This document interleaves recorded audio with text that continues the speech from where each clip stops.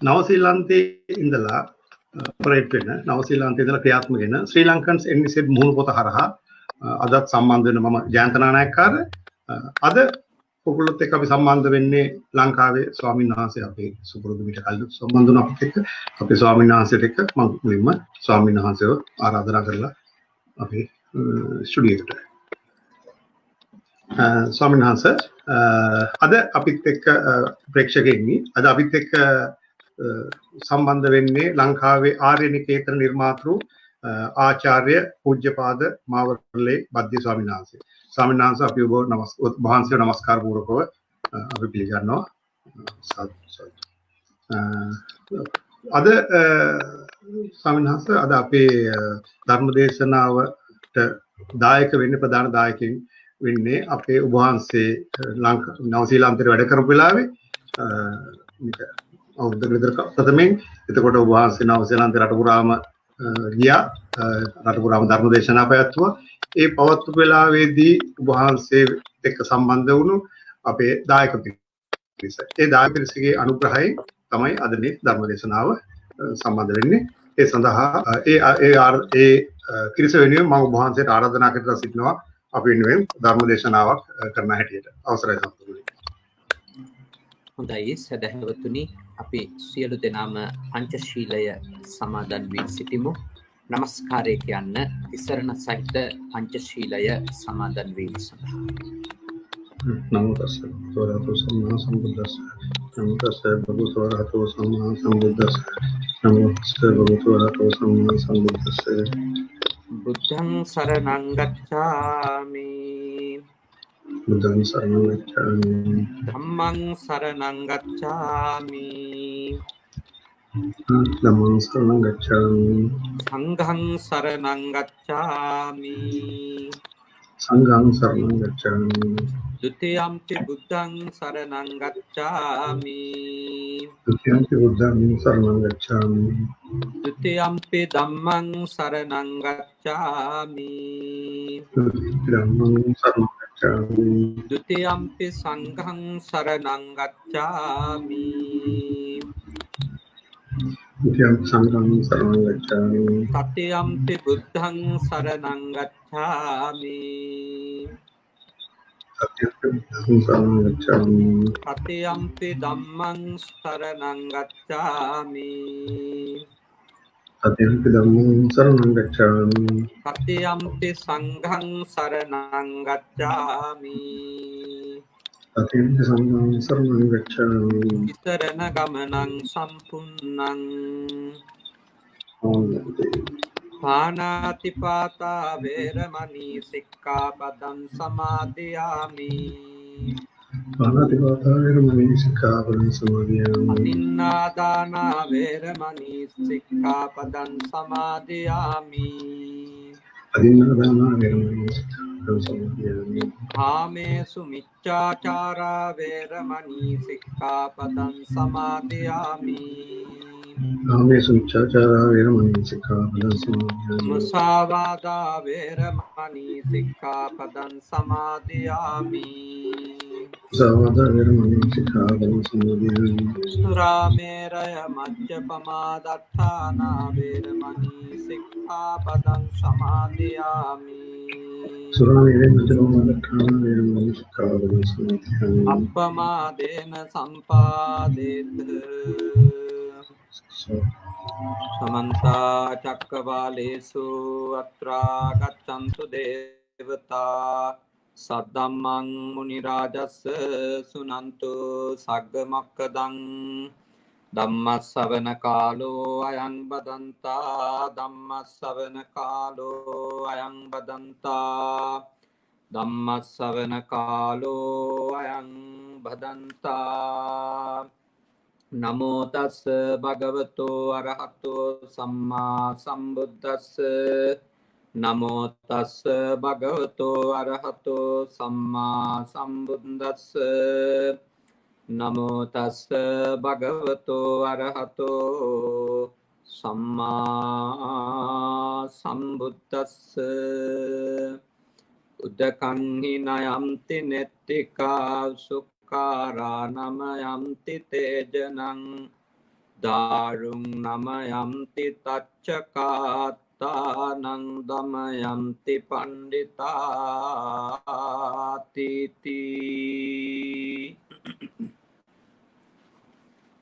කාරුණික ශ්‍රද්ධාකාමී පින්වතුනි අදත් නව ශ්‍රී ලංකාවේ විවිධ නගරවල ජීවත් වෙන වෙලින්ටන් නගරයේ ආක්ලන්ඩ් නගරයේ ඒ වගේම රොටරුවා ඉන්වකාගේ ඇතුළු කොට ඒ නගරවල ජීවත් වෙන අපේ කල්යාණ මිත්‍රදායක පිරිස සූදානම් වෙන්නේ ටික වෙලාවක් ධර්මය ශ්‍රවණය කරන්න.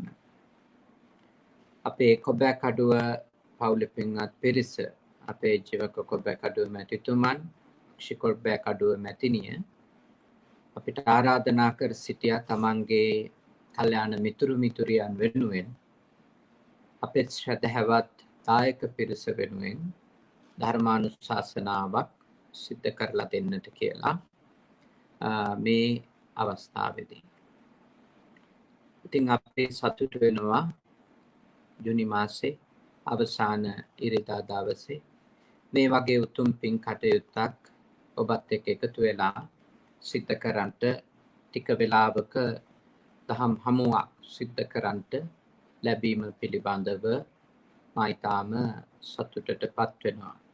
ඒ වගේම දායක පිරිසට වගේම අපේ ජාන්තනානාකාර මැතිතුමා මේ පින්කම සජීවීව නව ශ්‍රී ලංකාවේ වෙසෙන පිරිසට වගේම තව විශාල පිරිසකට අහුම්කම් දෙන්න අවශ්‍ය පරිසරය එතුමාගේ මේ මාධ්‍ය ජාලය ඔස්සේ සලස්සලා දීලා තියෙනවා.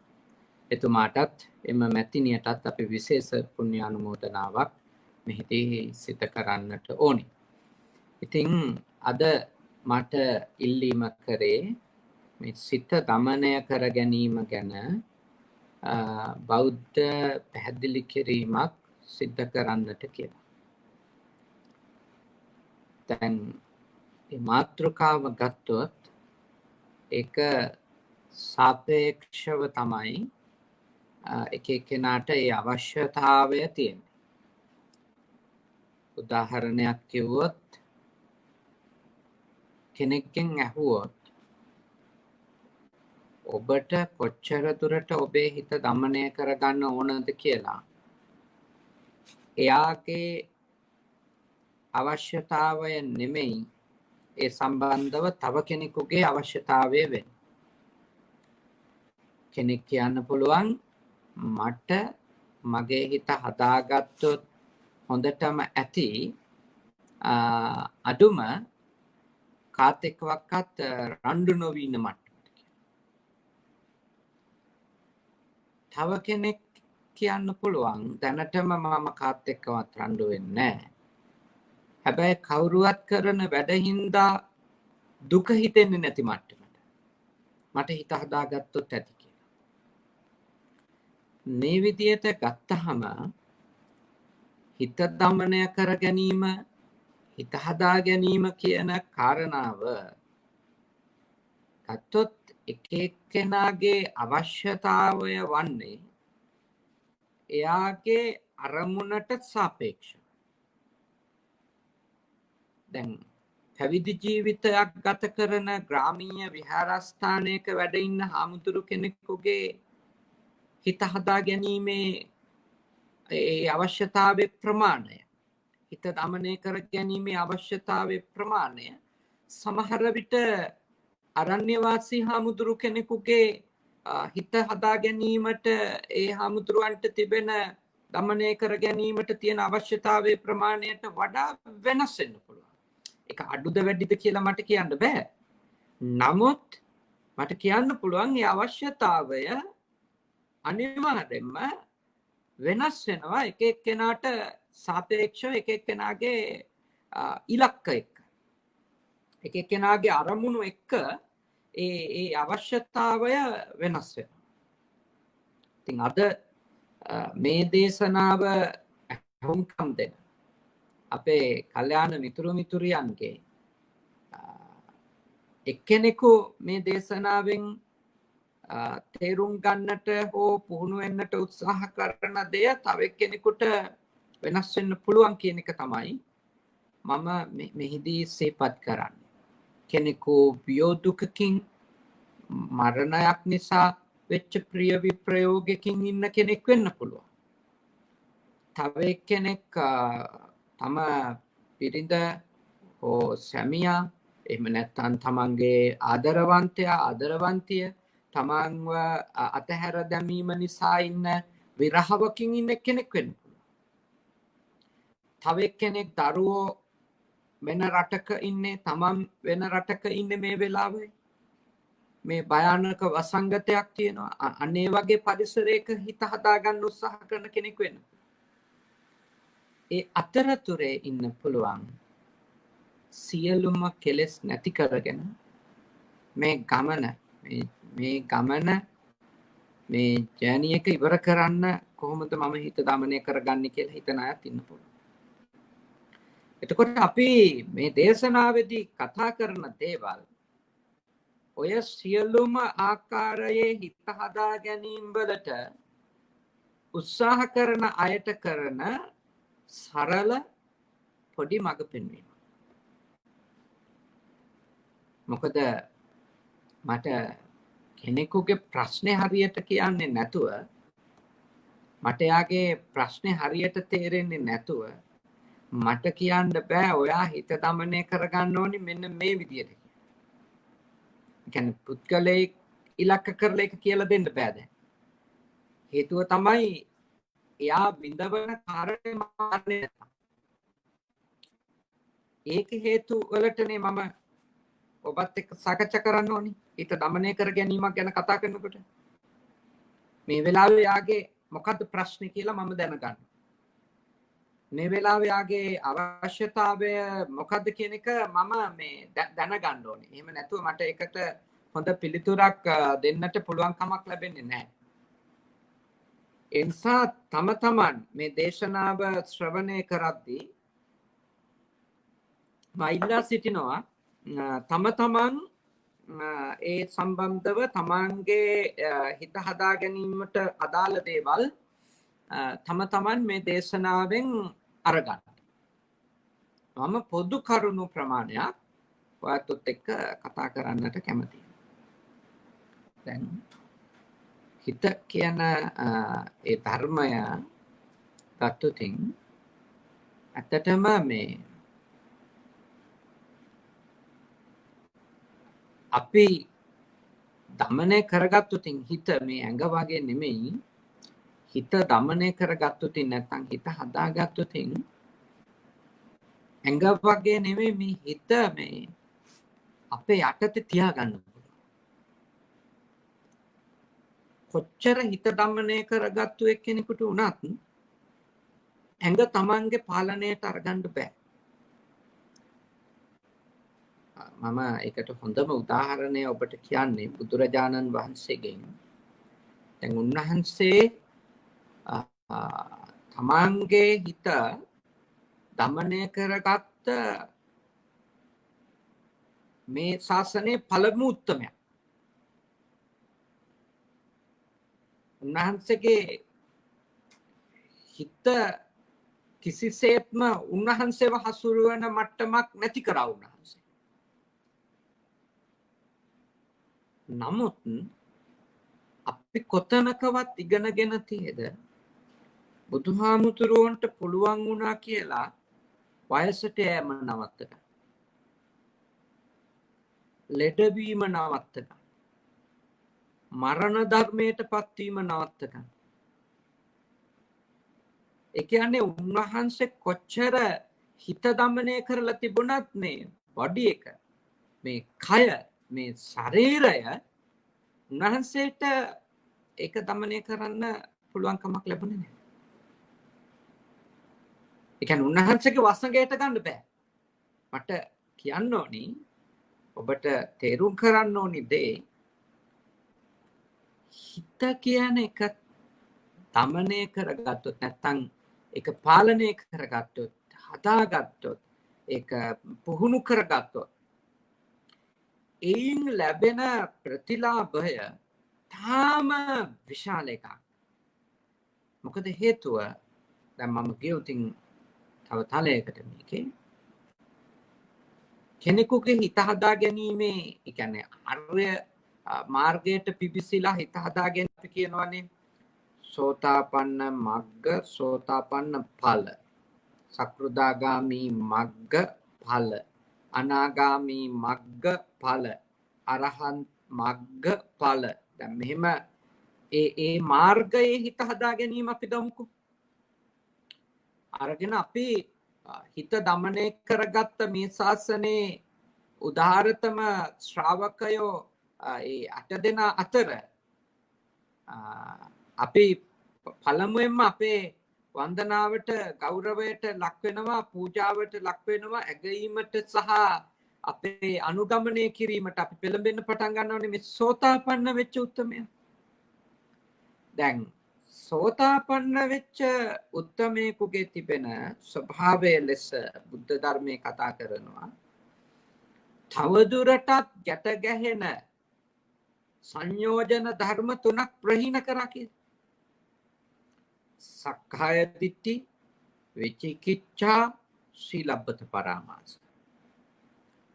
එතකොට සෝතාපන්න වෙච්ච උත්තමයා හිත හදාගෙන තියෙන ප්‍රමාණය. වෙන සංයෝජන තියෙනවා. කාම රාග තියෙනවා, පටිග තියෙනවා, ඒව තියෙනවා එතුමා ගාව. නමුත් එතුමා හිත හදාගත්තු තැන එතුමා ඇවිල්ලා ඉන්න තත්ත්වය තමයි අර සංයෝජන ධර්ම තුන සහ මුලින්ම තමන්ගේ හිතින් එතුමා අයින් කරලා දුරු කරලා පරාජයට පත් කරලා. එතකොට ඒකේ තියෙන විශේෂත්වය මොකක්ද? ආයේ මොන තත්ත්වය ඇතුළේවත් ඒ සංයෝජන ආයේ උපදින්නේ නැහැ. කියන්නේ සෝතාපන්න වෙච්ච කෙනෙක් ආයේ කවදාවත් ලෞකික ආර්ය භාවයටපත් නොවුණු කෙනෙක් බවට පත් වෙන්නේ නැහැ. එයා එතනින් උඩටමයි. දැන් මේ කයේ ස්වභාවය මොකක්ද කියන්නේ? අපි ඔන්න ඩයට් කරනවා. ඊළඟට අපි හොඳ වයිටමින් වර්ග පාවිච්චි කරනවා. ඊළඟට හොඳ ව්‍යායාම කරනවා. එතකොට මාස 2ක් විතර එක දිගට එක අපි කරගෙන යන ඒ ක්‍රියාවලියක් කරගෙන යනකොට ඔන්න අපිට පේනවා ශරීරයේ හැඩය හොඳට හැදීගෙන මේ රාගෙන ආපු තැන් ටික ටික බැහැලා යන පටන් ගන්නවා. ඊළඟට හැමේ දීප්තිය ටිකක් වැඩි වෙන්න පටන් ගන්නවා. සමහර කොටස් හොඳට අපි හිතපු මට්ටමට මේ ශක්ති සම්පන්න වෙන්න පටන් ගන්නවා. මාස 2කට පස්සේ ආයෙත් අපි පුරුදු විදියට අතට අහුණු එකක් කනවා. ව්‍යායාම නවත්ත. ප්‍රමාණවත් නිින්දක් ලබා ගන්නේ නැතුව. බාහිරින් ගන්න මොනවා හරි වයිටමින් වර්ග තියෙනවා නම් ඒවත් අපි කිමුකෝ මේ නතර කළා දාන්න. දැන් මම ඔබෙන් අහනවා. දැන් ඔබට පුළුවන්ද ඔබේ කය අර ව්‍යායාම කරපු කාලේ අර හරි සෞඛ්‍ය සම්පන්න ආහාර පිළිවෙලක් අනුගමනය කරපු කාලේ හොඳ ප්‍රාමාණික සුවපත් නිින්දක් ලබාගත්තු කාලේ තිබුණු මට්ටමේ තියාගන්න පුළුවන්කම තියනවාද ඒ ටික නැවතුනොත්? ඔබ දන්නවා බෑ. ඔබ කියනවා සතියයි කෑවේ ඉවරයි ඔක්කොම මාස 2ක් කරපුවා ඉවරයි. ආපහු පඩාවා ආපහු අතන වැඩි වුණා මෙතන වැඩි වුණා අර කොටස අවුල් වුණා මේ කොටස අවුල් වුණා කොච්චර දුක් ගැන විදිතියද බර වැඩි වුණා මොකටද අපරාදේ එහෙම හිතන. ඒ කියන්නේ මොකක්ද? ශරීරය කියන එක අපි එක තලයකට අරන් ආවට ඒක එහෙම තියන්න බෑ. ඒක එතන ඉඳලා එතනින් උඩට යවන්න බෑ අපි ඒකට කැපවීම නොකර. අඩුම එතන තියෙන එක නවත්තන්න බෑ. ඒ කියන්නේ එතනවත් තියාගන්න බෑ. අපි ගෙනාපු තැනවත් තියාගන්න බෑ. හිත ඔබට හරීම උපකාරක ධර්මයක් කියලා මම ඔබට අවධාරණය කරනවා. හිත එහෙම කරන්නේ නැහැ. හිත යම්කිසි තැනකට ඔබ පුහුණු කර ගත්තොත් එතන ඉඳලා හිත ඔබට උපකාර කරනවා. සේසෙම් ඒ සෝතාපන්න ඵලයට, සකෘදාගාමි ඵලයට, අනාගාමි හෝ අරහත් ඵලය කියන උතුම් වූ ආර්ය මාර්ගයේ අනුපිළිවෙලේ ඔබ හිත දමනය කරගෙන ගියොතින් ඔබ තාම ඉහළ ප්‍රතිලාභයක් කයෙන් ලබනවට වඩා ප්‍රතිලාභයක් ඔබ හිතින් ලබනවා. ඒකෙන් මම අදහස් කරන්නේ නැහැ. මම ඒකෙන් අදහස් කරන්නේ නැහැ කය වැදගත් නැහැ කියලා. කය වැදගත්. කයට අවධානයක් යොමු කරන්න ඕන. ඒත් කය තිරාගියපු කරත්තයක් මට්ටමට විනාශ වෙලා ගියත් කෙනෙකුගේ හදාගත්තු හිත නම් එහෙම වෙන්නේ. ඒක බුදුරජාණන් වහන්සේ අර පරිනිර්වාණ මංචකයේ වැඩ ඉඳිද්දී ආනන්ද හාමුදුරුවන්ට වදාලා ආනන්ද මම තව සල්ප වේලාවකින් පරිනිර්වාණයට පත් වෙනවා. ආනන්ද මම කායිකව ගොඩාක් අපහසුතා එක්ක ඉන්නේ මේ වෙලාවේ. මගේ කය තිරපු කරත්තයක් වගේ. උන්වහන්සේ අර උපවත්තන සල්ලුයනේ සල්ගස් දෙක අතර සරල ආසනයක වැතිරිලා ඉන්න ගම ලෝහිත පක්ඛන්දිකා රෝගයෙන් පීඩා විඳලා ගොඩාක් දුර්වල වෙලා කය බොහෝම බිඳ වැටිලා ඉන්න ගමන් තමයි මේ ප්‍රකාශනය කරන්නේ. උන්වහන්සේ කියනවා දේශනා කරනවා ආනන්ද මේ මොහොතේ භික්ෂූන්ට මගේ ශ්‍රාවකයින්ට මොනවා හරි දෙයක් මගෙන් අහන්න ඕන නම් අහන්න. මගේ හිත මුකුත් වෙලා නැහැ. ඇඟ අන්තයටම පිරිහිලා දුර්වල වෙලා තිබුණා. හිත හිම වෙලා නැහැ කියලා. ඒකෙන් අපට පේනවා ඒ බුද්ධ තත්වයට පත් කරපු ඒ උතුම් මනස ඒ පරිනිර්වාණය දක්වාම සජීවී සක්‍රියයි. ඒක ඊටාම ප්‍රබෝධමත්. එහින්දා හිත ගිහියෙකු වුවත් පැවිද්දෙකු වුවත් දමනය කරොත් හිත හැදුවොත් ඒ හිත යාට ගොඩාක් පිට වෙනවා. කොහොමද අපි හිත හදාගන්නේ? මොනවද අපිට ඒකට තියෙන ටූල්ස්? මොනවද අපිට ඒකට පාවිච්චි කරන්න පුළුවන් දේවල්? මොනවා පාවිච්චි කරලාද අපිට හිත හදාගන්න පුළුවන්කම තියෙන්නේ? මොකක්ද ඒකට තියෙන විදිය? දැන් ථේරවාදය තුල මම ථේරවාදය නියෝජනය කරන භික්ෂුවක් නිසා ථේරවාදය තුල කතා කරන එකක් තමයි සිත හදන්න ඕනි අනුපිළිවෙලක කියලා. ඒ අනුපිළිවෙල යෝජනා කරනවා සීල, සමාධි, ප්‍රඥා කියලා. සිත දමනය කරන ස්ටෙප්ස්. ඒ පාත් එකේ ඒ මාර්ගයේ පියවර 3ක්. පළමු කාරණය සීල ලෙස පෙන්නනවා, දෙවන කාරණය සමාධිය ලෙස පෙන්නනවා, තුන්වැනි කාරණය ප්‍රඥාව ලෙස පෙන්නනවා. දැන් ථේරවාදය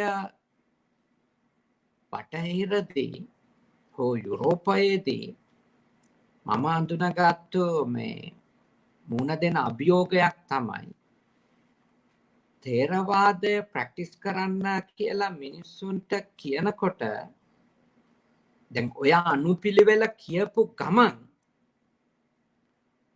අපි ප්‍රතික්ෂේප වෙනවා. ඒ කියන්නේ මිනිස්සුන්ට සම්පූර්ණයෙන්ම මේ සිල්වත් වෙලා විතරයි ඊළඟ පියවර දෙකට යන්න පුළුවන් කියලා කිව්වොත් ඒ කියන්නේ අපේ තේරවාද ඉගැන්වීම එහෙම කියපු ගමන් තේරවාදය අපේ ලංකාවේ නොවන මිනිස්සු තුල තහවුරු කරන නැත්තම් තේරවාදී ඉගැන්වීම් වලට පිළිගැනීමක් ඇති කරවන එක ඉතාම දුෂ්කර කාරණයක් වෙනවා. මොකද අපි කිව්වොත් කාටවත්වත් භාවනා කරන්න බෑ ඔයා පූර්ණම සීලවන්තයෙක් නොවි. ඔයා සිල් ටික රැකලා ඉවර වෙලා ඔයා භාවනා කරන්න ඕනි. එහෙම කිව්වොත් ඒ ඉගැන්වීම ලංකාවේදී අභියෝගයට ලක් වෙන්නේ නැහැ. මොකද අපි ශ්‍රද්ධාවෙන් එක ගන්නවා. හැබැයි ඒකම වෙන සමාජයක වෙන තලයක කෙනෙක් එක ප්‍රශ්න කිරීමකට හෝ එයා එක කරන්න බැරි දෙයක් ලෙස ගැනීමකට තියෙන ඉඩකඩ වැඩි. දැන් අපි වටහා ගන්න ඕන දැන් සීලවන්තකම ඊළඟට සමාධිමත්කම ඊළඟට ප්‍රඥාව කියන එක මේ අර නිශ්චිත ඒ විදියටමයි වෙන්න ඕනි කියන මේ අර දැඩි අදහසකින් අපි මේක ගන්නවට වඩා මං හිතනවා අපි මේක අර චක්‍රයක් විදියට ගත්තොත් ඒ කියන්නේ අපි ඉස්සෙල්ලාම ධර්ම මාර්ගයට එන්න අපේ සත්පුරුෂයව ඇසුරු කරනවා. ඊළඟට අපි සද්ධර්මය අහනවා. ඊළඟට අපි සද්ධර්මය මෙනෙහි කරනවා. එතකොට අපේ ඔන්න ශ්‍රද්ධාව ටික ටික දියුණු වෙනවා. ඒකත් එක්කම අපි ඒ ශ්‍රද්ධාව දියුණුනේ අපේ අවබෝධය වැඩි වෙනකොටනේ නුවණ වැඩි වෙනකොටනේ.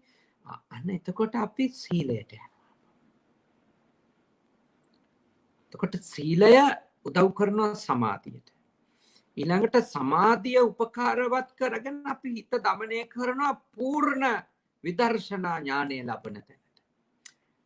ඒකම ආපහු ඒ රවුම වෙනවා. කොහොමද එන්නේ? ආපහු ඒ ප්‍රඥාවම සීලය නිර්මාණය කරනවා. දැන් රහසින්වත් පවු නොකරන උත්තමයෙක් බවට බුදුරජාණන් වහන්සේ පත් වුණා කියන්නේ මේ විශ්වයේ පහළ වෙන පරම සිල්වතානි. සීලවන්තයින් අතර අගතැන් වුණා කියන එකනේ.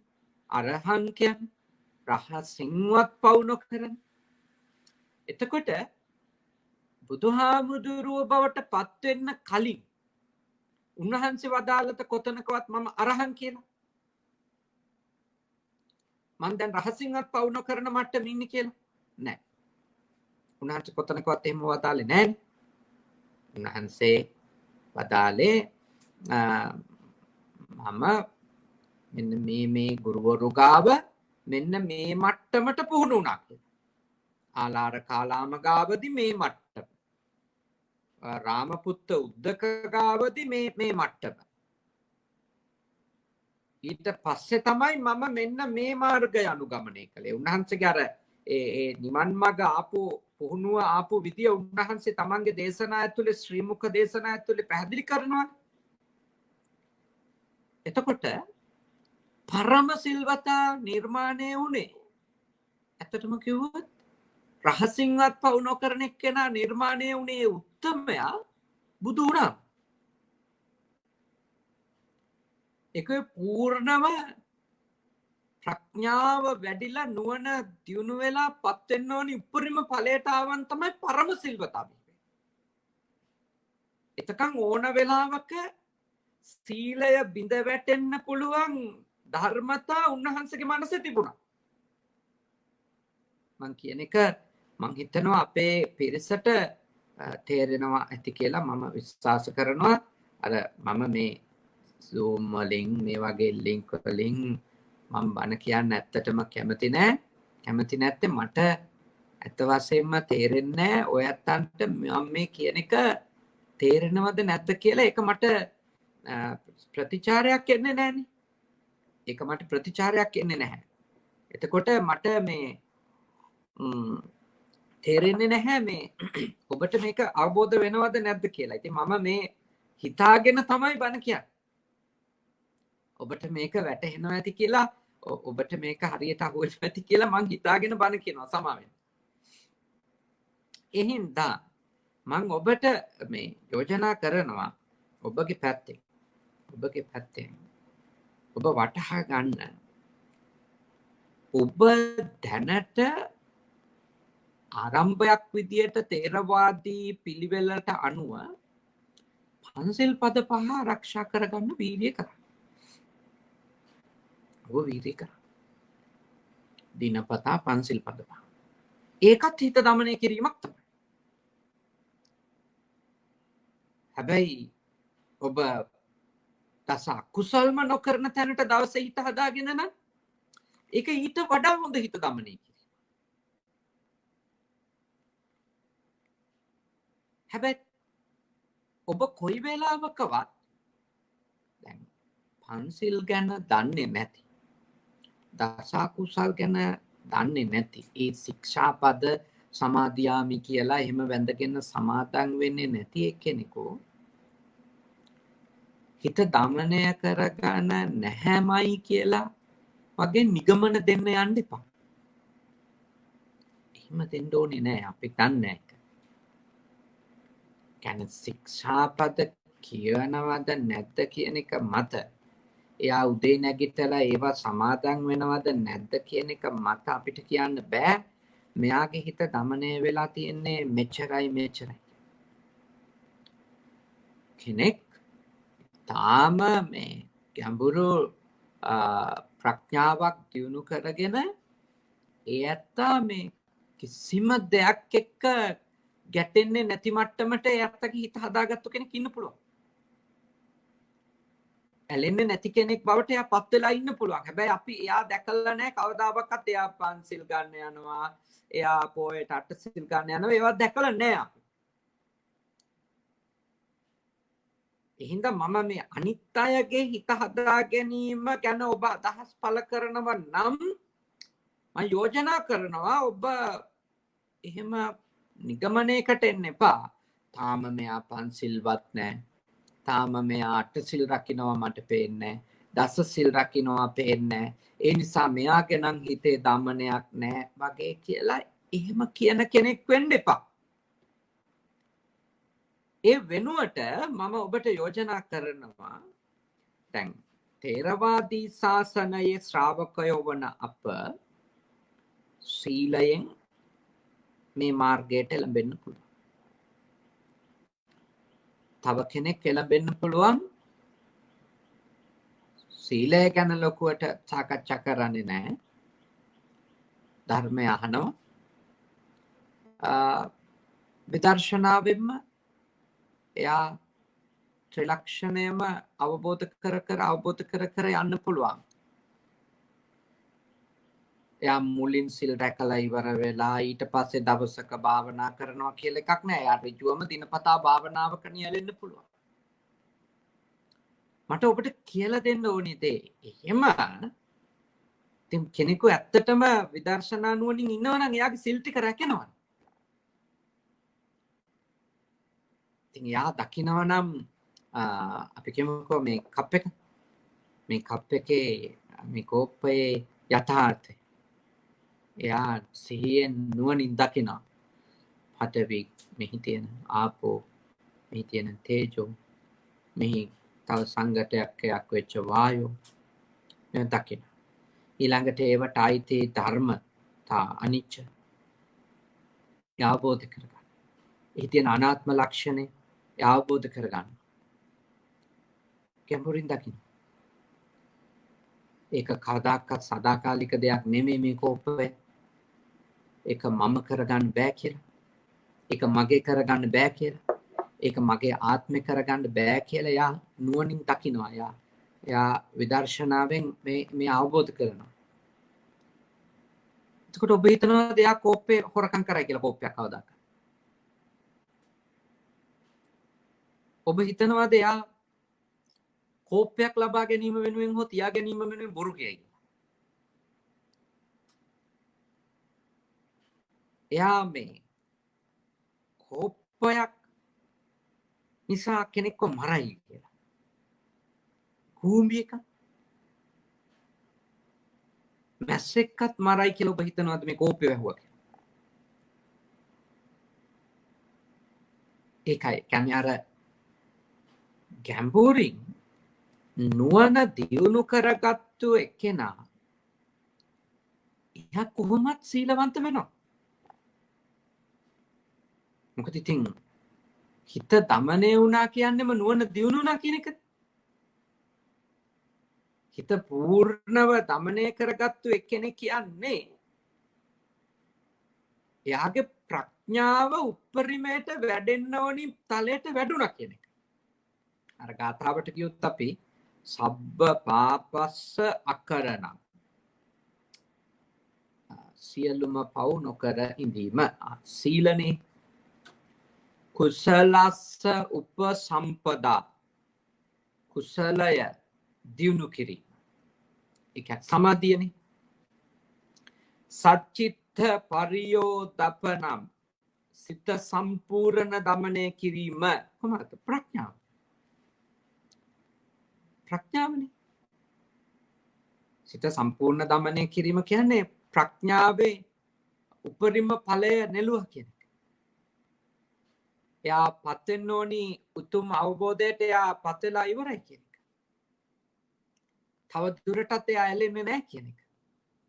තව දුරටත් එයා ගැටෙන්නේ නැහැ කියන එක. එයා ඒ ඇලෙන හේතු සහ ගැටෙන හේතු සහ මුලින්ම උපුටා දැම්මා, ගලවා දැම්මා, මුලින් උපුටා දැම්මා කියන. මුලින්ම ඇදලා දැම්මා කියන එක. ආයි මුකුත් ඉතුරු නැහැ. කිසිම බීජයක් නැහැ. ඒ කියන්නේ එයා කවදාකවත් ආයි දුසිල්ලොත් වෙන්නේ නැහැ. එයා කවදාකවත් ආයි සීලෙ බිඳ වට ගන්නෑ. ඒ හින්දා ඔබ තේරවාදී ධර්මය අනුගමනය කරන බෞද්ධ පැවිද්දෝ විදියට අපි සීලය ප්‍රමුඛ ස්ථානයේලා සලකනවා. සමාධිය ඊළඟ පියවර ලෙස, උසස්ම පියවර ලෙස ප්‍රඥාව ඇති කර ගැනීම අපි සලකනවා. ඒත් අපි ටිකක්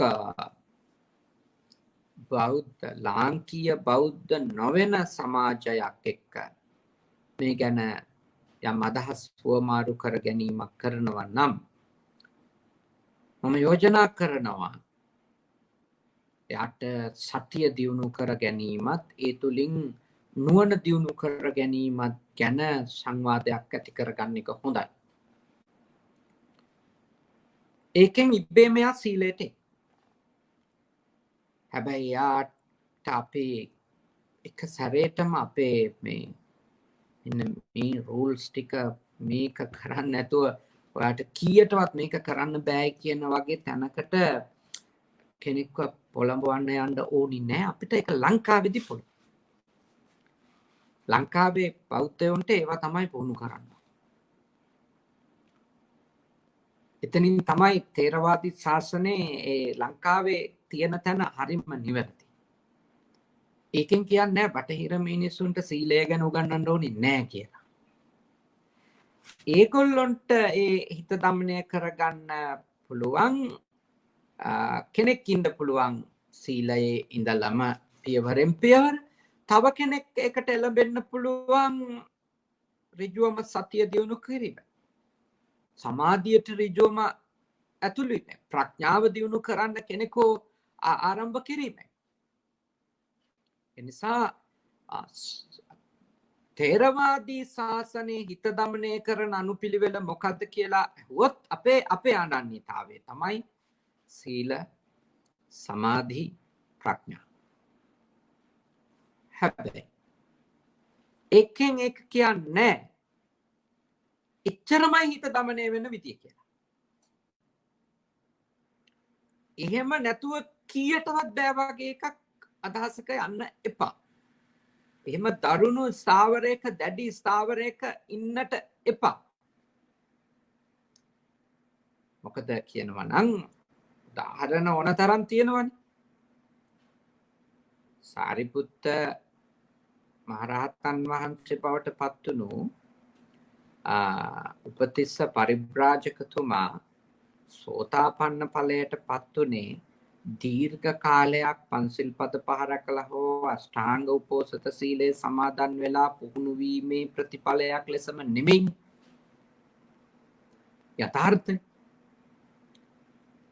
ඒ අය ධර්මය ශ්‍රවණය කරා එයත්තන්ට මේ ලෝකයේ තියෙන සියලු ධර්මතාවල තියෙන පටිච්ච සමුප්පන්න ස්වરૂපය අවබෝධ වුණා. හේතුඵල ධර්මය එයත්තන්ගේ අර සංයෝජන දුරු වෙලා ගියා. එයත්තෝ අරියකාන්ත සීලයටම පැමිණුණා සෝතාපන්න ඵලයට පත්වීමත් එක්ක. හැබැයි මේ සාමාන්‍ය ලෞකික ජීවිතයක් ගත කරමින් බොහෝ දුක් ගැහැට විඳගෙන ධර්මයක් ප්‍රගුණ කරගන්න මානසිකව හෝ කායික විවේකයක් නැතුව ඉන්න මිනිසයාට ඇත්ත වශයෙන්ම පන්සිල් පද පහ රැකගන්න උද්‍යෝගිමත් කරන එක අපි කළ යුතුයි. ඒක අපි ඒක රැක්කොත් විතරමයි මේ ලෝකෙ හැමෝගෙම ප්‍රඥාව දියුණු වෙන්නේ නුවණ දියුණු වෙන්නේ කියලා කවුරු හරි එක්කෙනෙක්ව අපි දැඩි ලෙස මේ කොන් කරන්න ඕනේ නැහැ. පීඩාවට පත් කරන්න ඕනේ නැහැ. යාට බලාපොරොත්තු නැති කරන්න ඕනේ නැහැ. එයාට එළඹෙන්න පුළුවන් තැනින් මේ මාර්ගයට එළඹෙන්න අපි දෙන්න ඕන. ප්‍රවේශ වෙන්න ඉඩ දෙන්න ඕන. ඒ හින්දා ඔබ දැන් ඒකයි මම අර මගේ දේශනාවලදී කියන්නේ සමහරු ඉන්නවා තාම එක සිල් පදයක්වත් රකින්නේ නැහැ. හැබැයි බණ අහන්නේ. සමහරු මන් දන්නවා මේ බිය එකක් බිබිත් බණ අහන අය තියෙනවා. එහෙමයි. මට එහෙම අයගේ ගෙවල් වලින් මේ කෝල් කරලා කියලා තියෙනවා අපේ සායනාංශයේ මේ අපේ මිනිස්සයා ඔබ වහන්සේගේ බණ අහන් ඉන්නවා මේ මිනිහා බිය එකකුත් බිබී තමයි අහන් ඉන්නේ කියලා. බලන්න ආන්දුනේ කොච්චර පෞකාරයේද මේ මිනිස්සයා මේ බොන ගමන් බණ අහන් ඉන්නවා. ඇත්තටම මම ඒ වගේ අයට දෙන අවවාදේ තමයි ලොකු දෙයක් එයාට බොන ගමන් බණ ටික අහන්න දෙන්න. ඒකට කරදර කරන්න එපා කියලා. ඒයි. සමහර විට එයාට තාම ඒ ගිජුකම අතෑර ගන්න බැරි වුණාට එයා දිගටම අහුම්කම් දෙද්දී එක තැනකදී එයාට දෙක අවබෝධ වෙන්න පුළුවන්. කියන අර බොන එකේ අවුලම උනත් තේරෙන්න පුළුවන්. අපි කවදාවත් කෙනෙක් යම් කිසි පොඩි තැනකින් හරි මේ හිත හදා ගැනීම කියන එකට ඇවිල්ලා නම් මම යෝජනා කරනවා එයා හරි තාම සීලවන්ත නුනට එයා උත්සාහයක් දරනවනේ අඩුම මේ හාමුදුරුවරු මොනවද කියන්නේ කියලා අතහන් ඉන්න. ඒකත් ලොකු හිත හදා ගැනීමක්නේ. දැන් සමහරුන්ට එහෙම අනුන් කියන එක අහන් ඉන්නවත් බැරි තරම් හිත ඒගොල්ලොන්ගේ සංයමයක් නැහැනේ. ඉතින් කොයි වෙලාවකවත් අර මේ මාර්ගයට ප්‍රවේශ වීමේදී අර නිෂේධනීය නෙගටිව් සිතුවිලි වලින් නිෂේධනාත්මක සිතුවිලි වලින් එළඹෙන්න එපා. බෑමයි කීයටවත් බෑ අපි කොහේ නිවන් දකින්නද අපි කොහේ හිත හදා ගන්නද එහෙනම් ඉතින් මහාන වෙලාම ඔක්කොම සිල් ටික රැකලා ඉන්න ඕන. දැන්ට පටන් ගන්න පුළුවන් තැනින් පටන් ගන්න. ඒකට බුදු දහම ඊට තියෙනවා. හැබැයි ථේරවාදී දහමේ උදාර අනුපිළිවෙල ලෙස අර අනුපිළිවෙල යෝජනා කරනවා.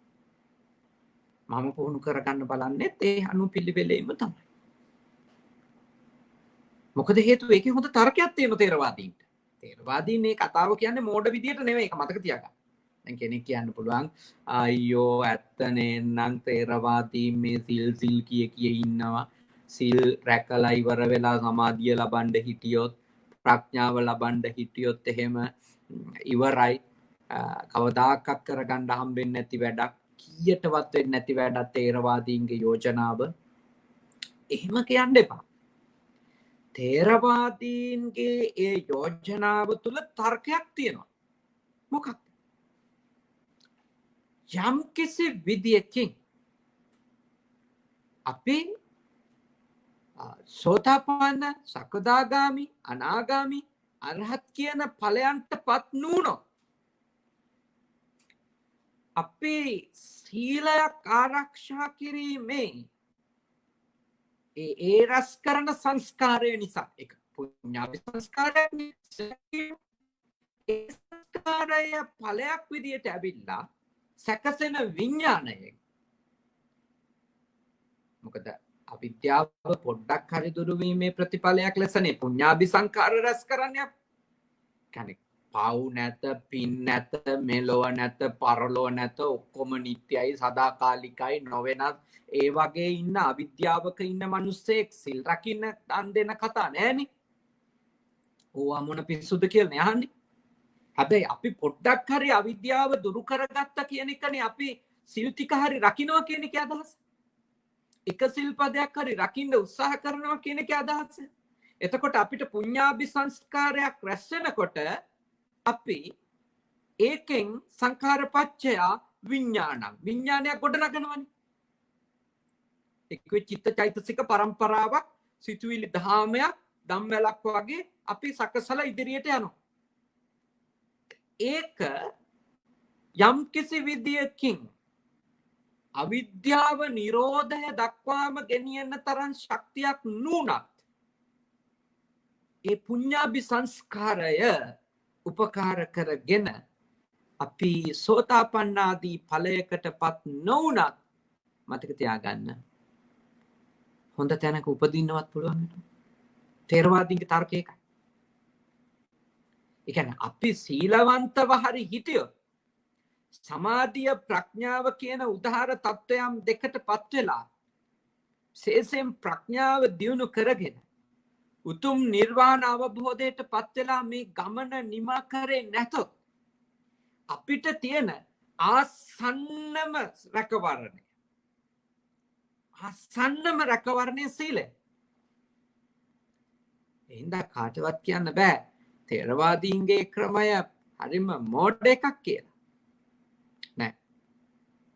ථේරවාදීන්ගේ ක්‍රමය තුල ඒ පුහුණු වෙන්න යෝජනා කරන වැඩපිළිවෙල තුල අර ලොකුම එක හම්බුනේ නැතත් පොඩි දෙයකින් හරි රැකවරණයක් උදා කරගත්තා. දැන් ඒ අර පොඩි දෙය කියලා පෙන්නන එහෙම නැත්නම් ප්‍රාථමික පුහුණුවක් නේ දාන සීල කියලා පෙන්නන එක නොසලකා හැරලා නෑ මම වඩන්නේ විදර්ශනා විතරමයි කියලා කවුරු හරි එක්කනේ එතන විතරක් පුහුණු කර ඉන්න ගිහිල්ලා ඒකත් හරි නොගියොත් සීලයක් අතරකගෙන නැත්තම් මොන රැකවරණයක්ද? එහින්දා බුද්ධිමත් වෙන්න මේවා දිහා බොහෝම විවෘත මනසින් මේ ධර්ම කොටස දකින්න. එහින්දා ඔබට හිත හදාගන්න ථේරවාදී යෝජනාව සීලයෙන් තදංග පහන්. తాවකාලික කෙලස් පරිනිර්වාණයක්. මේ කෙලස් ප්‍රහාණය දුරු කිරීම. සමාධියෙන් විකම්බන පහන. දීර්ඝකාලීන කෙලස් ප්‍රහීනය. බොහොම තද බල ලෙස කෙලෙස් පාලනය ටිකුකාලී සමාධියදී වෙන්නේ ඒ වගේ දෙයක් නේ. දීර්ඝකාලීනව අපි අපේ හිත එකලස් කරනවා. බොහොම ශක්තිමත් අවස්ථාව. හැබැයි පර්මනන්ට් නැහැ. ඒක තෙන්ස්. ඒකනේ බ්‍රහ්ම ලෝකවල ඒ සමාධියක ඉඳලා මරුණම බ්‍රහ්ම ලෝකවල උපදිනවා අය. හැබැයි ඒ කුසල ශක්තිය ඒ සමාධිය ඉවර වුණාම ආපහු මනුෂ්‍ය ලෝකේ, පෙරේත ලෝකේ, නිරය ඕන තැනක උපදින්න පුළුවන් කියලා ධර්ම කියන්නේ. ඒකනේ බුදුරජාණන් වහන්සේ ධ්‍යාන අෂ්ට සමාපatti උපදවගත්තු ඒ ආලාර කාලාම උද්දකරාම පුත්ත වගේ අය සසරින් නිදහස් වෙච්ච අය ලෙස පිළිගත්තේ නැත්තේ. ඒකනේ බුදුරජාණන් වහන්සේ ඒගොල්ලෝ ගාව ඒ කියන්නේ අන්තිම ප්‍රතිඵලය අන්තිම මේ ගෝල් එක ගන්න ඒගොල්ලෝ ගාව ඉඳලා වැඩක් නැහැ කියලා තේරුම් ගත්තේ. ඒ කියන්නේ සචිත්ත පරියෝදප්පනං සමුච්චින්න නැත්නම් සමුච්ඡේද පහන කියලා කියන සාමුලින්ම කෙලස් දුරු කිරීම. తాවකාලිකව, දිගුකාලීනව, සාමුලින්ම.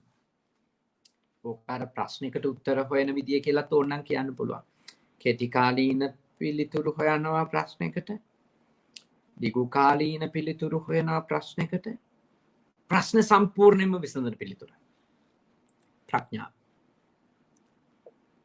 කෙලෙස් සම්පූර්ණයෙන් දුරු කිරීම. ඒ නිසා හිත දමනය කරන මේ අනුපිළිවෙල ඔබට පහසු තැන ඉඳලා ඔබ පටන් ගන්න. ඔබට පහසු තැන කියලා මම කියන්නේ මොකක්ද? කියන්නේ ඔබ මේ වෙනකොට සසරේ පුහුණු කරගෙන ආපු තැන ඉක්මනින්ම වැඩෙනවා. ඒ කියන්නේ සසරේ සිල් හොඳට ආරක්ෂා කරලා ආපු එක්කෙනෙකුට මේ එයාට ආයේ සිල් ගැන කී ඉන්න දෙයක් නැහැ. එයා කොහොමද සිල් රකින්න. එයාට ඉක්මනින්ම සමාධිය කියන උදාර තලයට යන්න පුළුවන්. සමාධියත් හොඳට සසරේ දියුණු කරපු කෙනෙක් නම් ඒ ටික වේගෙන් වැඩෙනවා යනට. පුහුණු ආරම්භ කරාම ධර්මයේ තියෙන එයාට ඒ ටික වේගෙන් වැඩෙනවා. ඉක්මනින් වැඩෙනවා. එයාට දුෂ්කරතාවයේ එන්න පටන් ගන්නෙ මේ ප්‍රඥාව. ඒ අන්තිම කොටස, අන්තිම පියවරේදී තමයි යාට දුෂ්කරතාවය එන්න පටන් ගන්නේ. දැන් සරලයිනේ. අපි අර මේ ශ්‍රීපාදේ යනකොට මේ සමහරුන්ට මේ අර නිකන් තනිතලාවෙත් හැතියෙනවා නේ. තනිතලාවෙත් හරි මාංශෙ මේ නිකන් ඇවිදගෙන යන්න තියෙන එක පඩියක්වත් නැහැ. ඒ වුණාට පුදුම මහන්සි පණ යන්න හදනවා නේ. හැබැයි සමහරව ඉන්නවා තලා කොටසේ කිසිම ප්‍රශ්නයක් නැතුව එයා ඇවිදගෙන යනවා ඉක්මනින්. එයාට ඕන ටිකක් මහන්සි වෙන්න පටන් ගන්නවා යම් පඩි ප්‍රමාණයකුත් තියෙනවා, ආයෙත් නිතලා හමු වෙනවා, ආයෙ පඩි ප්‍රමාණයක්. අන්න ඒ තැන්වලදී විතරක් මහන්සි වෙන අයත් ඉන්නවා. එතකොට එයා ඒ ටික යන්න යම්කිසි ආකාරයක විශේෂ කැපවීමක්, විශේෂ දායකත්වයක්, විශේෂ පුහුණුවක් එයාට තියෙනවා. සමහරුන්ට ඒ එකක්වත් අමාරු වෙන්නේ නැහැ. අමාරු වෙන්නේ මහගිරි දඹේදී.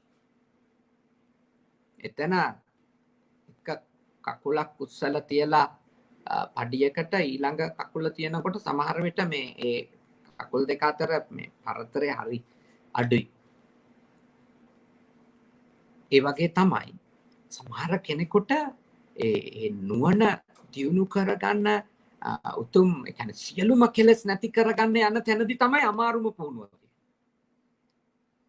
කෙලෙස් සමතයකටපත් කර ගැනීම. එහෙම නැත්නම් සමාධි තත්වයකට එම අමාරු නැති අය ඉන්නවා. ඒ කියන්නේ ඒගොල්ලෝ කලින් ඒකගේ පුහුණු වෙලා. ඒ කියන්නේ අර හරියට නිකන් හොඳට මේ විදලා කඳු නැගලා පුහුණු වෙලා තියෙන කෙනෙකුගේ වගේම තමයි මේක. ඒ పూర్ව පුහුණුව එයාට උදව් කරනවා. දැන් සමහර සමහර අය ඉන්නවනේ බුද්ධාගමේ නුනට සිල්පද පහම රකින්නවනේ. ඒගොල්ලෝ දන්නේ නැහැ ඒව සිල්පද කියලා. ඒ උනාට ඒව කරන්නේ නැහැ නේ ඒගොල්ලෝ. ඒගොල්ලන්ට ඒක කිව්වොත් එimhe ඒක ආශිර්වාද ධර්මයක් කියලා තේරෙන්නේ නැහැ. ඕවා මේ කොමන් දේවල් නේ. මම ඕවා කොහොමත් කරන්නේ නැති ඒවා කියලා කියනවා. මම බොරු කියන්නේ නැහැ. මම කිසිම සතෙක් මරන්නේ නැහැ. සමහර කෙනා මං අඩුම එග් එකක්වත් කන්නේ නැහැ. මම වීගන් කෙනෙක්. මම කරන්නේ මම වැරදි කාමයට යන්නේ නැහැ. ඉතින් ඒගොල්ලොන්ට මම ආශිර්වාද ආශ්චර්යමත් පුහුණුවක් ලෙස එයාට යෝජනා කරොත් එහෙම සිල් රකින්න කියලා එයාට ඒක වැඩක් නැහැ. එයාට හිතෙන්නේ එතකොට මම දැන් හරි සම්පූර්ණයි කියලා. ඒ නිසා ඒ මොකද හේතුව එයා ඒ වෙනකොට ඒක පුහුණු වෙලා ඉවරයි. ඉතින් යාටත් ඒකම කී ඉඳලා වැඩක් නැහැ. ඒ හින්දා ඔබ තේරුම් ගන්න. මේ ධර්ම මාර්ගය අපි පුහුණු කරගෙන අපේ හිත දමනය කරගන්න වැඩපිළිවෙලේ අපි එක එක්කෙනා ඉන්න තැන වෙනස්. අපේ හිත හැදිලා තියෙන ප්‍රමාණය වෙනස්. සමහර කෙනෙකුට සමහර දෙයක් අහිමි වෙද්දී දැනෙන විදියයි තව එක්කෙනෙකුට දැනෙන විදියයි වෙනස්. ඒ වෙනස එක්කෝ යා සංසාරිකව ලැබපු පුහුණුවක් තියෙනවා යාට. එහෙම නැත්නම් එයා ඒ දේ එක්ක ජීවත් වෙද්දී ලැබපු අවබෝධය. ඒ හින්දා යාගේ හිත කම්පණයට පත් වෙන ප්‍රමාණය අවමයි. නැත්තේ නෑ අවමයි. කෙලස් තියෙනවා නම් කම්පණයකට පත් වෙනවාමයි ඒත් අවමයි. හින්දා ඔබට මම යෝජනා කරනවා අපේ තථාගත දේශනාවට අනුව ඔබ කරන්න ඕනි දේ තමයි සිල් ටික ආරක්ෂා කරගන්න. එකට කැප වෙන්න. ඒ වගේම හැම තිස්සෙම හැම දෙයකම තිබෙන යථාර්ථය කියන එක. ඇත්ත ඇති සැටියෙන් දකින්න පුළුවන් තරම් ඔබේ නුවණ මෙහෙවා. පුළුවන් තරම්. ඇතිවීම සහ නැතිවීම ගැන නුවණ දියුණු කරගන්න. උදයබ්බය ඥානය කියලා කියන්නේ. උදය වය කියන කෙන ඇතිවීම නැතිවීම නුවණ දියුණු කරගන්න. එතකොට ඒක දියුණු වෙන්න සියුම්ව පේනවා ඇතිවීම හේතු ප්‍රත්‍ය වලින් වෙන දෙයක්. පවතිද්දි වෙලා තියෙන්නේ ඒ හේතු ප්‍රත්‍ය වෙනස් වෙවි ගමනා ගිහිල්ලා නැතිවීම කියන්නේ තවදුරටත් අර හේතු ප්‍රත්‍ය වල පැවැත්ම කියන එක වෙනස් වෙලා. අන්න එතකොට ඒක හරියටම තේරුම් අරගනිමින් සවිඥානිකව යන ගමනක් ගියොතින් අපිට දේවල් අහිමි වෙති නැති වෙලා යති කිලිහිලා යද්දි දරා ගැනීමේ ශක්තිය වැඩි වෙනවා. ඒ දරා ගැනීමේ ශක්තිය උපරිමයටම ගියපු කෙනාට කියනවා ඒ කියන්නේ කිසිම කලබලයක් වෙන්නේ නැති එක්කෙනාට කියනවා රහතන් වහන්සේ. සිත සම්පූර්ණයෙන්ම দমনය කරගත්තු එක්කෙනා.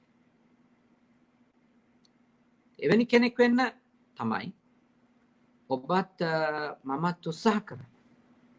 ඒ අර පූර්ණ দমনයටපත් වුණාමනේ කියන්නේ පුට්ටස්ස ලෝක ධම්මේහි චිත්තං යස්ස නකම්පති.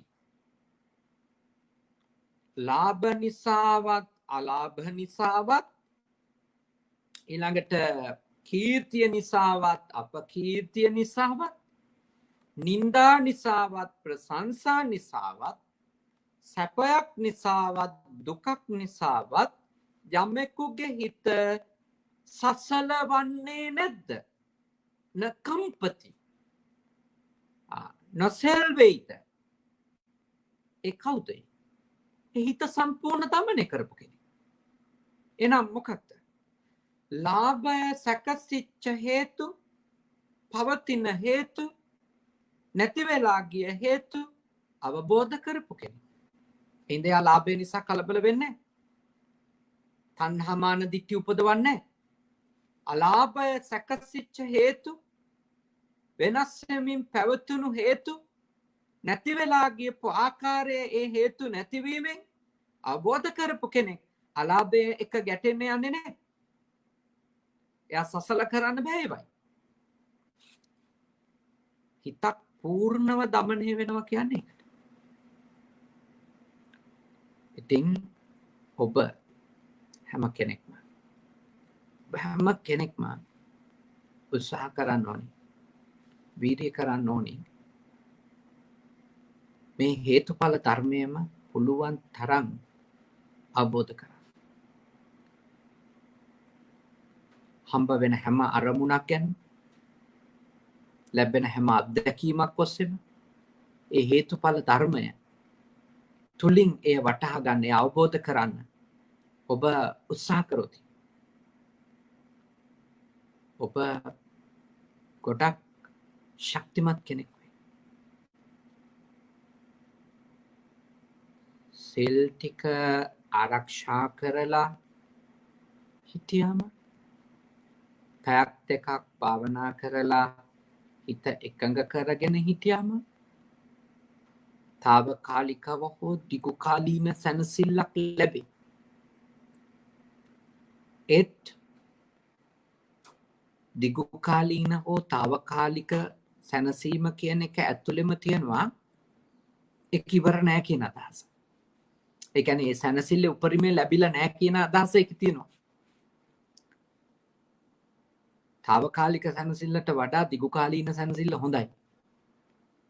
ඒ වුණත් දිගුකාලීන වුණත් ඒ සැනසීම ඉවර වෙන හේතු තියෙනවනම් එතකොට දිගුකාලීන සැනසෙල්ල කියන එක අපේ අන්තිම තත්ත්වෙ වෙන්න බෑ. එහින්දා ඔබ උත්සාහ කරන්න. නුවණම දියුණු කරන්න. ප්‍රඥාවම දියුණු කරන්න. ඒවට අර අනුග්‍රහිත සූත්‍රයේ තියෙන අනුග්‍රාහක ධර්ම තමයි සීලය සමාධිය. ලොකු අනුග්‍රහයක් කරනවා. අනුග්‍රහිත සූත්‍රේ හරි වටින දේශනාවක් කියවන්ට වටින. ඒ සම්බන්ධ විශේෂ දේශනා මාලාවක් මම අහනවා මේ අපේ අර උඩු ඉරියගම ළමජීව සායනහන්සේ කරලා තියෙනවා. අනුග්‍රහිත සූත්‍රය ඇසුරු කරගෙන බොහොම ලස්සන දේශනා කීපයක්. ඔබට ඒවත් අහන්න පුළුවන් YouTube එකට ගියා. උන්වහන්සේ සම්බන්ධව පොත් එකක් අනුග්‍රහිත සූත්‍රය ඇසුරු කරගෙන මගේ මතක විදියට ලියලා තියෙනවා. මම එක කොටසක් ඒක කියවලා තියෙනවා. හරි ලස්සන මඟ පෙන්වන්නේ. කොහොමද මේ සීලය අනුග්‍රහ කරන්නේ? සමාධිය අනුග්‍රහ කරන්නේ කියලා මේ ප්‍රඥාව ලබා ගන්න. ඉතින් ඒ වගේ උත්තමයෝ ඒ වගේ හොඳ මඟ පෙන්වීම කරපු දේශනා තියෙනවා. තව මේවට උදව් කරගන්න. ප්‍රඥාව දියුණු කරගත්තොත් තමයි පූර්ණ දමනය කියලා මට කියන්න පුළුවන්.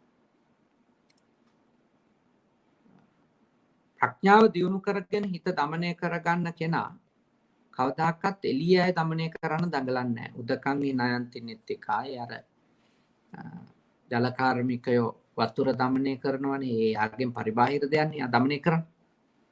උසුකාරා නමයන්ති තේජනං හීවඩුවෝ ඒක අපි කියමුකෝ කම්මල්කාරයෝ කියලා. යකඩ වැඩ කරන අය. ඒ වගේ අය ඒ දුනු ඊතල හදන්න අවශ්‍ය කරන ඒ යකඩ හෝ මොනවා හරි ඒවා දමනය කරනවනේ අටොමිතියට. දාරුන් නමයන්ති තච්චකා වඩුවෝ ලී කර්මාන්තකරුවෝ ඒගොල්ලෝ ලීය තමන්ට ඕන විදිහට කපලා කොටලා යන ගහලා යතු ගහලා ඔක්කොම කරලා මේ ඒගොල්ලෝ එයාලට ඕන විදිහට මේ ලීය දමනය කරනවා. ඒ ඔක්කොම එයාලා නෙමෙයි දමනය කරන්නේ. එයාලගෙන් එළි තියෙනවා. ඒගොල්ලෝ දක්ෂ මිනිස්සු. ඒගොල්ලන්ට අපේ විශේෂ ගෞරවයක් තියෙනවා. ඒගොල්ලෝ නැත්තම් අපිට පුටුවක් නැහනේ.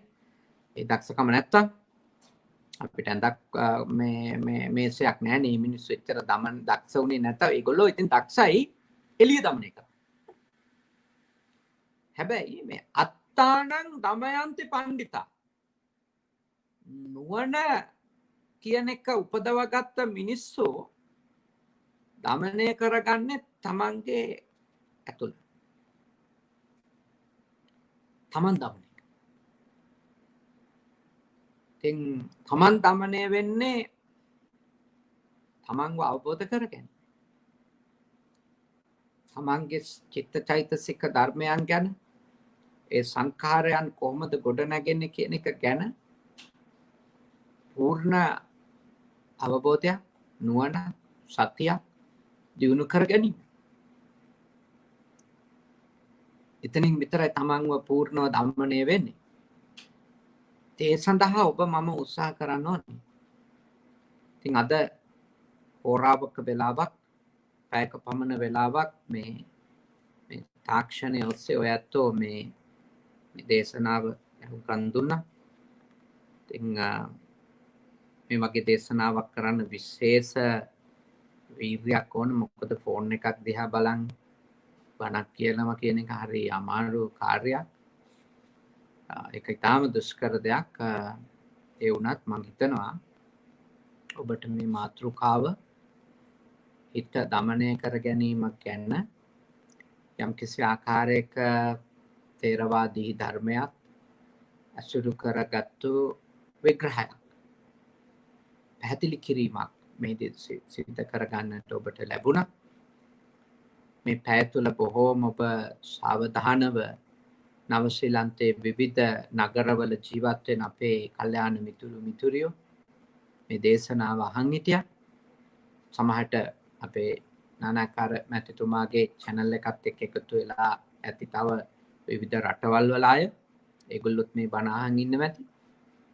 හැමෝම එකතු වෙලා මේ දේශනාව ශ්‍රවණය කරලා පිනක් කුසලයක් අත් කරගත්තා.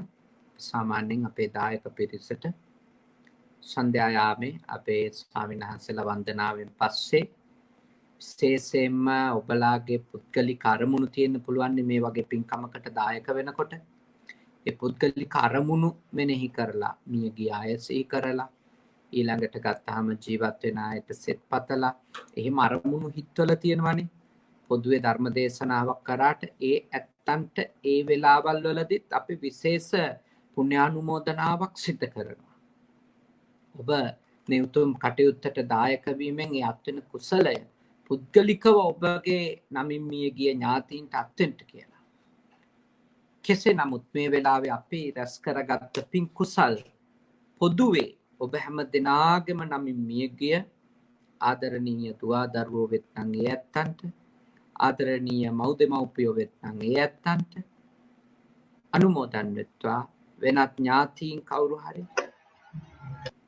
ඔබගේ මේ පින් බලාපොරොත්තු වෙනවා නම් ඒ සියලු දෙනා පින් අනුමෝදන් වෙලා සුවපත් වෙත්වා, සැපවත් වෙත්වා, දුකින් මිදෙත්වා, උතුම් අමා මහ නිවනම අවබෝධ කර ගනිත්වා කියලා සාදු කියලා ප්‍රාර්ථනා කරන්න. සම්‍යක් දෘෂ්ටික උතුම් දෙවිවරු පින් අත් කර ගනිත්වා. දෙවියන්ගේ ආශිර්වාදය, ආරක්ෂාව, බැල්ම ශක්තිය විශේෂයෙන්ම අද මේ පින්කමට දායක වුණු සත්පුරුෂ පිරිසට වගේම සම්බන්ධීකරණය කරමින් අපේ යක්ෂිනෝනා ජීවක මහත්මයා, එවැගේම මාධ්‍ය අනුග්‍රහය ලබා දීපු අපේ ජයන්ත මැතිතුමා ඇතුළු සියලුම කල්යාණ මිතුරු මිතුරියන්ට දෙවියන්ගේ ආශිර්වාද වේවා. කරදර දුරු වේවා, බාධක දුරු වේවා. වන්නහපු ඔබටත් දෙවියන්ගේ ආශිර්වාදයෙන් නිදුක් බව, නිරෝගී බව, සුවපත් බව උදා වේවා. දෙවිවරු මේ පින් අනුමෝදන් වීමෙන් අමා මහ නිවනම අවබෝධ කරගනිත්වා. සාදු සාදු සාදු. අවසාන වශයෙන් ඔබ හැම දෙනාටම මම ඉල්ලා සිටිනවා, අපට දැනගන්නට ලැබුණා දැන් නව ශ්‍රී විවෘත කරමින් තිබෙනවා ටිකෙන් ටික. ඔබට එළියට පහළියට යන්න පුළුවන් නිදහසේ. ඒ කොයි මොහොතකවත් සිහිය නැති කරගන්න එපා. මොකද සිහිය විතරයි, නුවණ විතරයි තවම කොරෝනා වලට තියෙන වැක්සින් එක. සිහි නුවණින් හිටියොත්, ඔබගේ දුර පවත්වාගත්තොත්, ඔබගේ පිරිසිදුකම පවත්වාගත්තොත්, හරියටම ඔබ කල්පනාකාරීව හිටියොත් තවම එච්චරයි වැක්සින් එකක් තියෙන්නේ. ඒ නිසා ඒ ගැන බොහෝම අවධානයෙන් ඉන්න කියලා මතක් කරන ගමන්, සිහිපත් කරන ගමන් හැම දෙනාගේම ජීවිත ආරක්ෂා කරගන්න, නිරෝගීව ඉන්න කියලා සිහිපත් කරන ගමන් හැමෝටම උතුම් නිර්වාණ ධර්මය අවබෝධ කරගන්නට මේ පින් කුසල් පාරමී ධර්ම වේවා අපි හැමෝටම නිවන් අවබෝධ වේවා කියලා ප්‍රාර්ථනා කරමු දෙවියන්ට පින් දෙමු. ආකාසට්ටා ච බුම්මට්ටා දේවා නාග මහිත්‍තිකා පුඤ්ඤාන්තං අනුමෝදිත්වා චිරන් රක්ඛන්තු ශාසනං. ආකාසට්ටා ච බුම්මට්ටා දේවා නාග මහිත්‍තිකා පුඤ්ඤාන්තං අනුමෝදිත්වා චිරන් රක්ඛන්තු දේශනං. ආකාසට්ටා ච බුම්මට්ටා දේවා නාග මහිත්‍තිකා පුඤ්ඤාන්තං අනුමෝදිත්වා චිරන් රක්ඛන්තු මම් පරම්ති තී.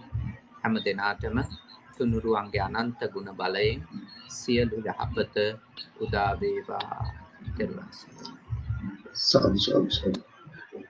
හොඳයි ස්වාමීන් වහන්සේ අද වහන්සේ අපිත් එක්ක අපිට මේ පැහැදිලි කළ ධර්ම දේශනාව මම හිතන්නේ මංගල කාරණාවල අපි අහලා තියෙනවා කාලීනව ධර්ම දේශනා කරන එක මංගල කාරණයක්. වහන්සේ ඒන ඔබට ගිහිල්ලා දේශානුරූපවත් අද අපි ඒකට සම්බන්ධ කළා. ඒ විදිහ අපි වහන්සේට පින් අනුමෝදන් කරන්න සූදානම් වෙනවා. මේ අවස්ථාවේ මම ආර්දනා කරනවා අක්ෂිකා ජීවක ඇතුළු නවසීලන්තයේ සිටින සියලුම දෙනාට මගෙත් එක්ක එකතු වෙලා ඔබ වහන්සේට නමස්කාර කරන්න එකතු වෙන්නේ කියලා. සීලවන්තං ගුණවන්තං පුඤ්ඤකෙත්තං අනුත්තරං දුර්ලභේන මයලද්දං බුද්ධ පුත්තං නමහං. සීලවන්තං ගුණවන්තං පුඤ්ඤකෙත්තං අනුත්තරං දුර්ලභේන මයලද්දං බුද්ධ පුත්තං නමහං. සීලවන්තං ගුණවන්තං පුඤ්ඤකෙත්තං අනුත්තරං දුර්ලභේන මයලද්දං බුද්ධ පුත්තං නමහං. ස්වාමීන් වහන්සේ මට තව මිනිත්තුවක අවසරයි පොඩි මේ වර පණිවිඩයක් දෙන්න කියලා තිබුණා. ඔබ වහන්සේ නවසීලන්තේ වැඩම කරපු වෙලාවේ අපේ මෙහි සදාහවත් පිරිස එකතු වෙලා ඔබ වහන්සේගේ යටතේ ඉන්න ඔබ වහන්සේ පුහුණු කරන ස්වාමීන් වහන්සේලාට උදව් කරන්න අපේ කණ්ඩායමක් සැදී පැහැදී එකතු වුණා. අපි දන්නවා ඔබ වහන්සේ බුද්ධ ශාසනය වෙනුවෙන් පොඩි හාමුදුරුවෝ 89ක් පොඩි හාමුදුරුවෝ 89කට රැකවරණ සපයමින් ධර්මය උගන්වමින් ඔබ වහන්සේ ගාව පුහුණු වෙනවා. ඉතින් 89ක් කියන එක පාසු වැඩක් නෙමෙයි. ඒක නිසා අපේ මේ නවසීලන්තයේ ඉන්න බෞද්ධ පිරිස හිතුවා ඒ වගකීම නවසීලන්තයේ ඉන්න ශ්‍රී ලංකාව අපි බාර ගන්නවා කියලා. ඉතින් එතකොට ඒකට අපි ප්‍රෝග්‍රෑම් එකක් හදලා තියෙනවා. එතකොට ඒ එක ස්වාමීන් වහන්සේ නමකට වියදම දවස් මාසයකට $30ක් විතර මුදලක් තමයි යන්නේ. එතකොට අපි නවසීලන්තයේ ඉන්න අයත් එක්ක එකතු වෙලා ඒ හැම ස්වාමීන් වහන්සේ නමකටම ස්පොන්සර් කෙනෙක් හොයාගන්න ගත්තා. ඉතින් තව ඒ වගේ ස්ලොට්ස් කීපයක් තියෙනවා. තව කීප දෙනෙකුට ඒ සම්බන්ධ වෙන්න පුළුවන්. මාසයකට $30ක මුදලක් යන්නේ. ඒක තමන්ට පුළුවන් තරම් කාලයක් අපිත් එක්ක සම්බන්ධ වෙන්න බැරි නම් අපහසු නම් ඒගොල්ලන් අපිත් එක්ක දන්නන්න පුළුවන්. එහෙම කැමති කෙනෙකුට අපි සම්බන්ධ කරන්න අපි අදාළ අයට සම්බන්ධ කරලා ස්වාමීන් වහන්සේගේම කර්තව්‍යයට අපේ වගකීම අපි බාර ගන්නවා. හොඳයි ස්වාමීන් වහන්සේ ඔබ වහන්සේට පින් සිදු වේවා. අපි නවතිනවා.